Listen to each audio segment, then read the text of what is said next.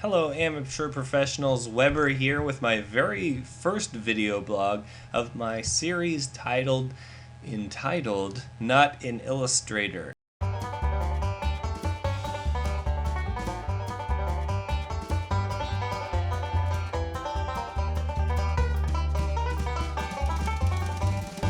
Not an Illustrator is going to be an interesting animal. Basically, I want to show you the procrastinators, the lazy, no, not the impatient way of making a graphic novel. You'll have to excuse me because if I ever look over here, it's because my computer screen is over here, and if I ever look down, there's a really bright light there, and I'm attracted to light like a moth. This series is about making a graphic novel or a comic book or whatever you want to call it. A graphic novel, essentially, it's what it sounds. It's a novel with pictures. Now, I know all you graphic novel enthusiasts out there are probably going, oh my god, like pulling your hair out. I need a haircut, by the way. Maybe in my next video I'll look strikingly different. A graphic novel is essentially a novel with pictures. I'm a creative writing student. I am not an art student. Over the years, since I was in elementary school, I've always been interested in drawing. And I'd go to the store, school library, and I'd find a book that was about drawing like dinosaurs. And the book was like, oh, it'd give these solutions. It'd be like, oh, it's really simple to draw dinosaurs. Okay, now draw some circles, some more circles here, a square thingy and a circle, and then like a swooshy line. Okay, and now you have your finished stegosaurus. And they would show you this isn't even a stegosaurus, this is a brontosaurus. Yeah, it shows how well I know dinosaurs. So they'd be like, oh, and now you have your finished brontosaurus. And I'd look down and I'd have this funny brontosaurus made of balloon animals. Censored. Undo. There's nothing bad about that picture. This looks nothing like the professional image. This is really what got me, into starting to do the things that I did. It wasn't until even last year in college that I developed all the tools, and some of the stuff that I'm going to be teaching you is stuff that I've actually made up on the spot. Really, that's part of it. It's part of animating, part of doing graphic anything, especially as an amateur, is it really just playing around with stuff and figuring out what works best for you.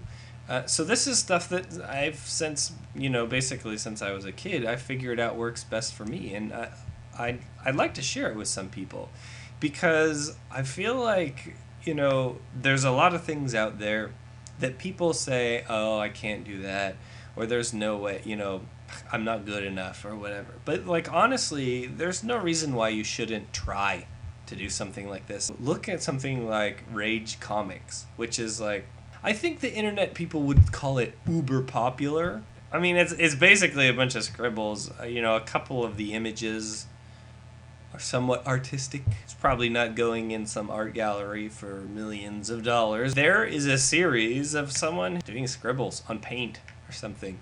So there's no reason why you couldn't do your own webcomic or graphic novel or something like that, even if all you can do is scribble. The Adventures of Scribble Man. Scribble! He's always angry, and Scribble Man versus Circle Person. Circle Person is happy. Circle Person loves his life.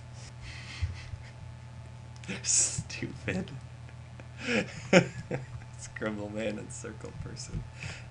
No, it's not stupid. Listen, this is, of course you're listening if you're watching this. This is something that I really think that this could be fun for a lot of people, and that's why I'm doing this, because it's fun for me. I'm just going to give you a few tools to work by. Some of it might be just dedicated to me showing you my process and me messing around. Because really, a tutorial shouldn't be like a recipe where you follow it to the T. Especially with something like art. I just want to give you the tools to figure out on your own. Make your own. Make it you. You don't even necessarily have to follow any of the things that I'm doing.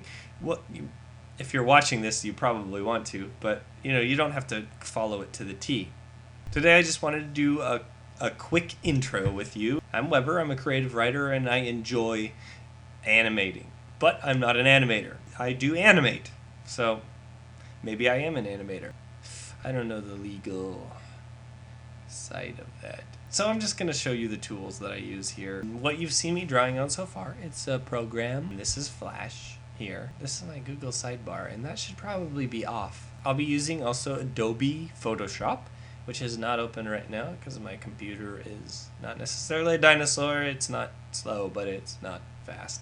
This is the Adobe webpage. Adobe is $450, which I know for most of you is a lot. I think you might be able to save like $50 if you bought them separate. We'll probably be using Adobe Flash, Adobe InDesign, Adobe Photoshop, Illustrator, maybe. And Adobe's so expensive. Here's my thing about Adobe. I hate to be pushing Adobe products. Well, they don't pay me. If you work for Adobe and you're watching this video right now, then you should talk to somebody about paying me. Their tools are so great for creative stuff, and a lot of people, they could be creative and be producing all this creative stuff if it was like cheaper, if it was like $50 or free or something, because yes, there are things out there. There's something like Photoshop called GIMP. If you can find GIMP, go ahead, use it. I'm not going to show you how to use it, but use it. It's free, so go for it. But really, it's hard to replace a lot of the tools that Photoshop has. Well, these are the tools that I'm going to be using, but I mean this is a pencil. It's a futuristic technology or something. I mean it's wood, and they get graphite in there. I'm not sure how. Probably wizards.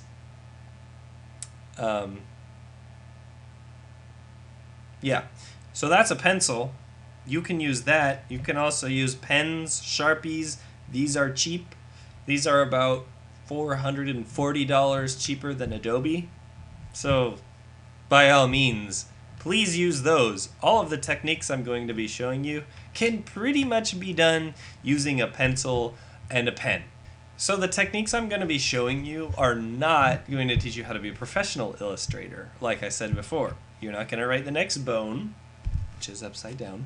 Bone. You're not going to write the next bone. You're not going to write the next Scott Pilgrim.